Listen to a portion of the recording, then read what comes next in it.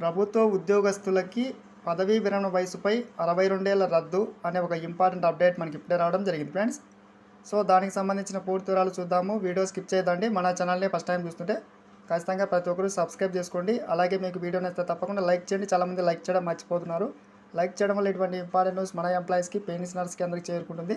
So late చేయకుండా టాపిక్లకి అయితే వెళ్దాం. ఈరోజు పదవీ విరమణ వయసుకు సంబంధించి ఒక సంచలన నిర్ణయం రావడం జరిగింది. ముఖ్యంగా కోర్టు ఆదేశాలతో మనకి ముఖ్యంగా రిటైర్మెంట్ వయసు అయితే అమలు చేయబోతున్నారు. ఇక్కడ చూస్తున్నాం, ఉద్యోగుల పదవీ విరమణ వయసుకు సంబంధించి ఏపీ ప్రభుత్వం సంచలన నిర్ణయం తీసుకుంది.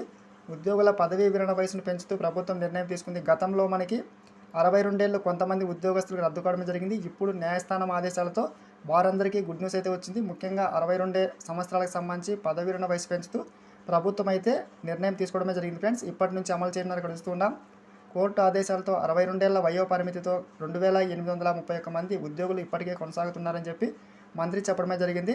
ప్రభుత్వ రంగ సంస్థలు, కార్పొరేషన్లు 9, 10 షెడ్యూల్ భాగంలో ఉన్నటువంటి కొంతమంది ఉద్యోగస్తులకు మాత్రం 62 ఏళ్ళు రద్దు కావడమే జరిగింది. ఇప్పుడు వారందరికీ 62 ఏళ్ళు అమలు చేయబోతున్నారు. ఇక్కడ చూస్తున్నాం, రిటైర్మెంట్ వయసు పెంపుపై సమాలోచన అయితే ప్రభుత్వమే చేసింది. ప్రభుత్వంపై పడే ఆర్థిక భారంపై అధికారులతో మనకి చర్చించడమే జరిగింది. ముఖ్యంగా కార్పొరేషన్ల వారిగా ఉద్యోగులు ఆర్థిక భారం వివరాలతో మరోసారి మనకి చర్చ అయితే జరిగింది ఫ్రెండ్స్.